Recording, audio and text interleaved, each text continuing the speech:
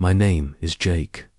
I am 54 years old, and as I stood in the kitchen of our condo in Des Moines at exactly 11:42 p.m. on a Thursday night, I read the message that ended my marriage. I'm not coming back. I've met someone better. I've already moved your things to storage. That was it. 2 sentences, followed by a screenshot, a bank transfer of $118,000, quietly moved from our joint savings account into her personal account. I stared at my phone. My wife Dana was supposed to be on a girls' trip in Palm Springs, but now all those little signs I'd ignored were screaming at me. I took a slow sip of coffee and put the mug down. 15 years. Over in a few lines and a tap on a screen. A forensic mind can't ignore patterns forever. Not just some guy crunching numbers. I'm a forensic accountant. My entire life has been about noticing patterns, things people overlook. For months, I saw the red flags. Her weekend getaways started lasting longer. She bought clothes she never wore around me. Phone calls would stop when I entered the room. I saw it all. I just didn't say anything. I told myself I trusted her, that maybe I was being paranoid. Maybe that was my first mistake. Or maybe my first mistake was marrying someone who thought my career was just spreadsheets and dull conversations. The secret email and the backup plan. I opened my laptop. Not the one Dana knew about. This was mine, the one with the backup accounts and the contingency plans. Plans I'd been building quietly for years. 3 alerts flashed on screen. 3 failed login attempts. Dana had tried to access my private banking systems. Clever, thorough. I had to give her that. But I was ready. I picked up my phone and typed. Back to words. Good luck. Then I called my brother. Jason, I said. Remember that contingency plan we discussed 5 years ago? It's time. How it all began. The Bowman. I met her at an alumni event at the University of Iowa. She was 34, full of life, full of ambition. I was 38, divorced once, and laser-focused on growing my accounting firm. She never cared much for what I did. I don't need to understand the details, she'd say. As long as we live well. We married after a year. I helped her start her dream, a yoga studio, funded entirely from my savings. Then came the bigger house, the expensive vacations, luxury cars. I gave her everything, a father's warning one. Afternoon, while fixing my dad's deck, he paused, hammer in hand. Son, he said, I notice your wife spends a lot of your money. Just make sure she respects what you do to earn it. I brushed him off, but I never forgot his words. By the 6th year of marriage, I started quietly protecting myself. Nothing illegal, just smart. 2 LLCs, offshore investments, a few crypto holdings, multiple trust accounts.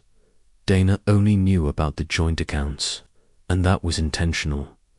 The birthday she forgot last Christmas, she forgot my birthday. She remembered the next day and handed me an expensive watch. Sorry, she said. Studio expansion's been stressful.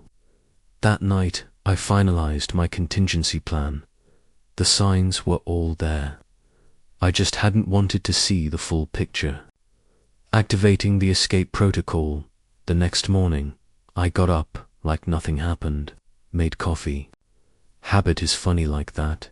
Even when your world burns down, I logged into my financial dashboard, custom-built, forensic-grade, with a few keystrokes.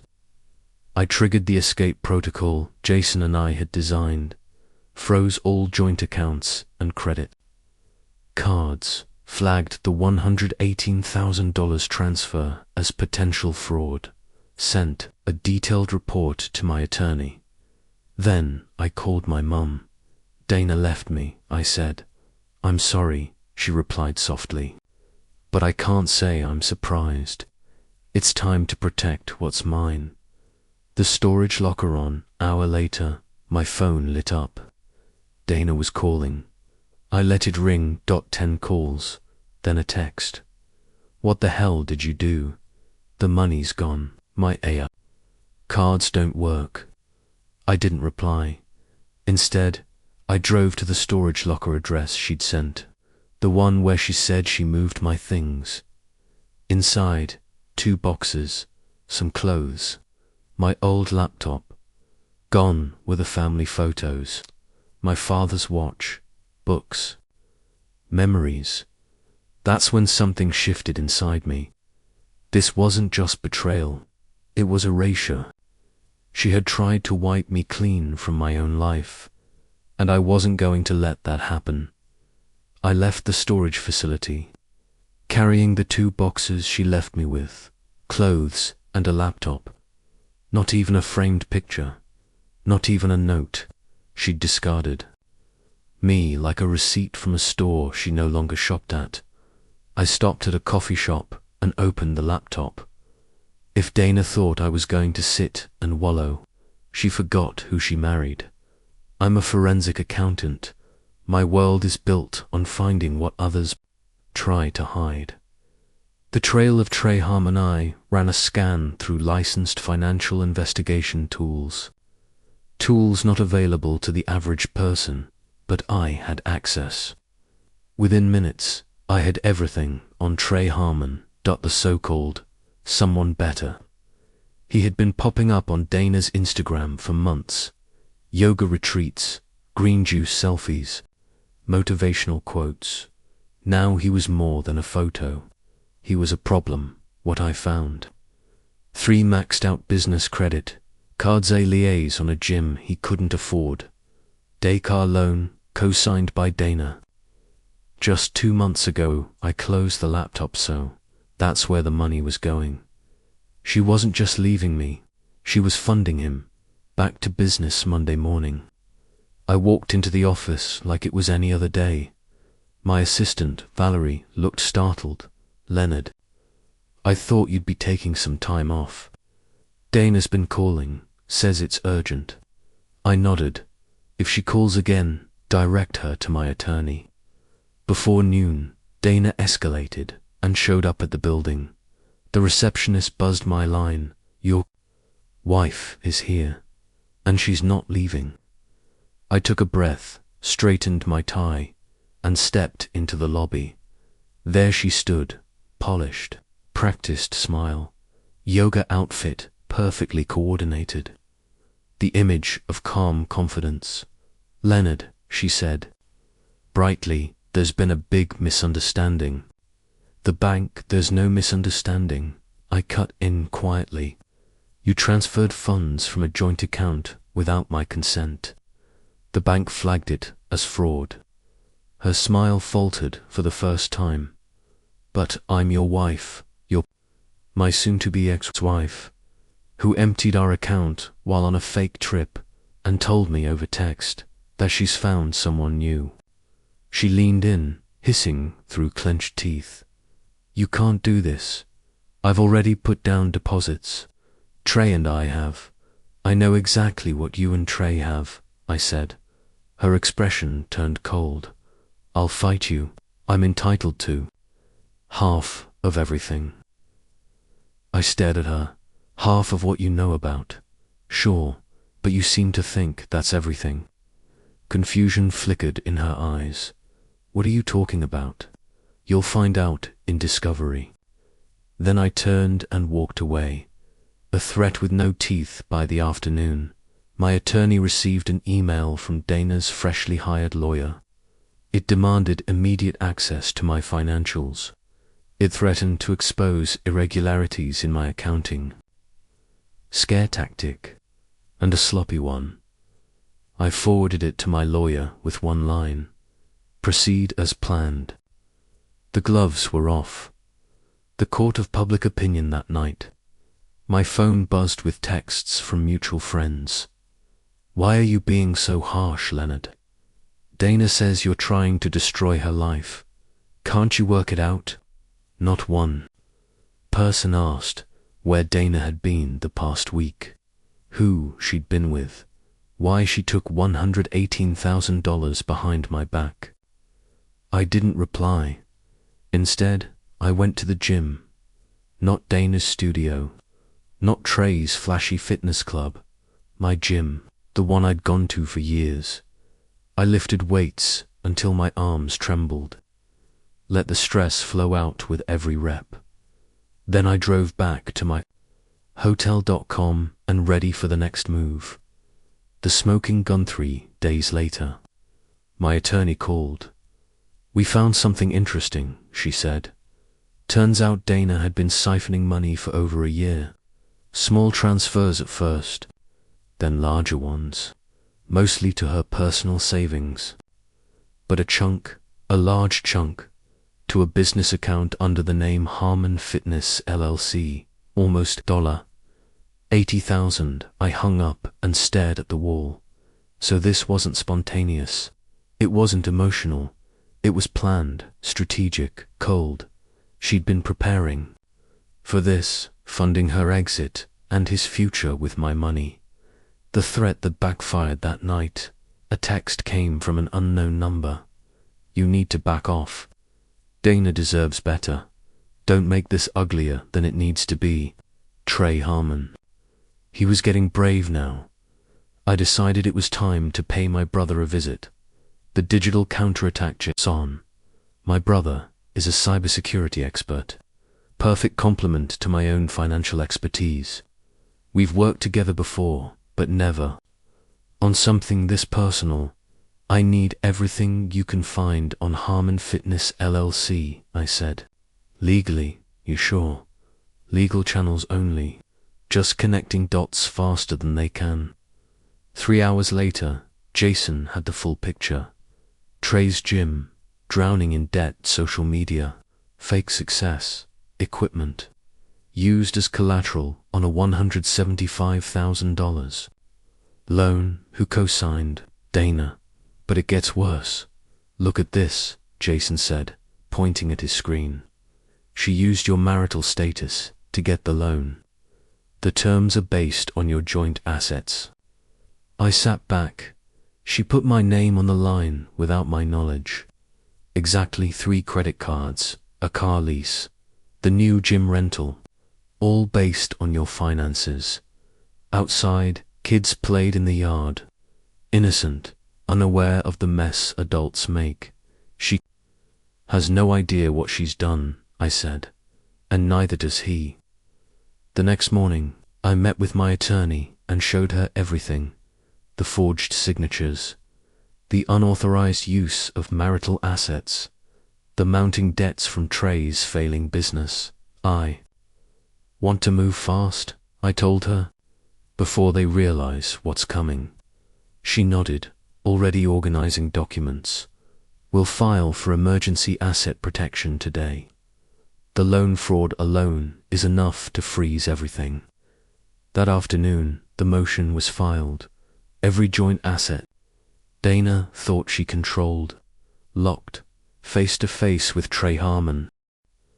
I drove to Harmon Fitness.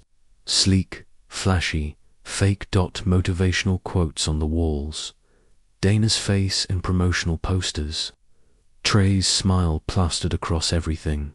He spotted me instantly. Artificial tan, designer gym gear, all polish, no substance. You must be Leonard, he said, extending a hand. We need to talk, I replied. I didn't shake his hand. He led me into his glass-walled office. So, what's this about? I dropped a folder on his desk. Inside, every financial tie between him and Dana. Credit cards, loans, leases, all co-signed using our marital assets. He flipped through the pages. Confusion turned to fear. These are all legit business deals, he said, unsure. Maybe, I replied. but they were approved based on our joint income. Assets Dana no longer has access to. He looked up. What do you want? Nothing from you, I said. Just letting you know, the banks will be calling in those loans soon. His face tightened. Dana said you were loaded, that this wouldn't matter. Money's never been the issue, I replied. Trust was. I paused at the door. One more thing, she took personal items when she left. Family photos. My dad's watch. Things money can't replace. He swallowed. I'll see what I can do. The box the next day, a courier dropped off. A box at my hotel. Inside, the missing items, photos, the watch. Even a note Dana had once written me on our 5th anniversary, folded, untouched. No explanation. Just the items. That same afternoon, my attorney confirmed the emergency asset freeze had been granted. All accounts locked, all access denied, until the divorce was final. I logged into my system. 17 unauthorized login attempts in the last 24 hours. All from Dana. She'd also tried to open a new credit line, using our house as collateral, denied. The call she shouldn't have made. My phone lit up again. Dana. This time, I answered. What the hell have you done? She screamed. The bank called in Trey's loans. They're seizing the equipment tomorrow. That's unfortunate, I said. This is vindictive, Leonard. You're destroying him just to get back at me. No, I replied. I'm protecting myself. You used our marriage to back his loans, illegally. She fell silent. Then, softly, we can still work this out. Come home, let's talk. Even now, she thought I could be manipulated. There's nothing to talk about, I said. The divorce proceeds. The fraud investigation continues. And Trey, he's about to learn how expensive poor due diligence can be. I hung up, then blocked her number. Night. I slept like a baby. Mediation day 3 weeks later. We sat across from each other in the conference room. Court-ordered mediation. Dana looked different, tired, worn. Her lawyer looked even worse. They spoke. First, my client is willing to be reasonable about the asset division, despite your client's aggressive approach. My attorney smiled politely. That's good, because there's been a development. She slid a document across the table. The bank has completed its fraud investigation. They've determined Dana forged Leonard's signature on multiple loan applications. Dana's lawyer skimmed it. His face paled. We will need time to review. Of course, my attorney said. But you should know, the bank has already referred the matter to the district attorney. This meeting is a courtesy before charges are filed. Dana turned to me, eyes wide. Leonard, criminal charges. I looked at her, the woman who once promised me forever. I didn't file the charges. The bank did. That's what happens when you commit loan fraud. Her attorney whispered something. She shook her head. My lawyer continued. If Ms. Bowman signs the settlement today, Leonard is willing to provide a statement that could lessen the criminal exposure. No charges for theft. No charges for unauthorized transfers. No alimony. But she keeps the yoga studio, her personal belongings, and assumes full responsibility for the debts she incurred in his name. Dana's hand trembled as she picked up the pen. What about Trey? She asked, barely audible. Mr. Harmon's financial problems are his own, my attorney said. But we understand the bank has already begun repossession proceedings. Dana signed without another word. The final goodbyes. We walked out of the building. Dana touched my arm. I never thought you'd fight back like this, she said. You always just went along with everything. I met her eyes. That was my choice, just like this was yours. Then I walked away and didn't look back. A month later, I moved out of the hotel. No more 5-star rooms or elevators that echoed loneliness. Instead, I bought a modest house just outside downtown Des Moines. A craftsman with creaky floors, a small garden and walls that needed painting. Not impressive, not extravagant, but it was mine. Something I could build back up, just like myself. Rebuilding from scratch. Saturday afternoon. My brother Jason stopped by to help with the kitchen cabinets. We worked side by side, no words needed, just the familiar rhythm of tools and sawdust. "Heard anything from Dana?" he asked eventually. "No," I replied, "and I don't expect to." Jason glanced over. "You could have buried her, legally." "The fraud charges alone," I shrugged. "What would be the point? She's not my problem anymore." And I meant it. New beginnings, filtered lives through mutual friends. I heard Dana moved to Colorado, her Instagram full of mountain views and quotes about starting fresh. Trey's gym had been sold to a national chain. He moved to Miami, still posting about hustle and alpha energy, never mentioning the repossessions or the lawsuits. People don't post their failures, only their filters. The cabin, the past, and what comes next. One night, I sat on my porch with a glass of bourbon. The neighborhood was quiet, a world away from the manicured perfection Dana used to demand. A stray dog barked somewhere. A child laughed down the street. It felt real. I thought about the last 15 years, how I had let someone else define my worth, how I ignored the signs because denial was easier, how I'd been prepared even when I didn't know I'd need to be, not to get revenge, but to protect myself. And when the time came, I acted not with hate, but with clarity. The road ahead, I'm thinking of taking a break. I told Jason as we locked up for the evening, maybe head north, cabin, Minnesota, do some fishing. Jason smiled. "Dad would have liked that. You haven't been there since he passed." He was right. My father's watch, now safe on my wrist, ticked gently, as if to agree. The next morning, I called my office. "I'll be out for a couple of weeks," I said. Then I packed my truck. No itinerary, no expectations, just a full tank and the road. For the first time in years. No ledger of resentment to balance, no betrayal waiting. Behind a locked screen, just freedom.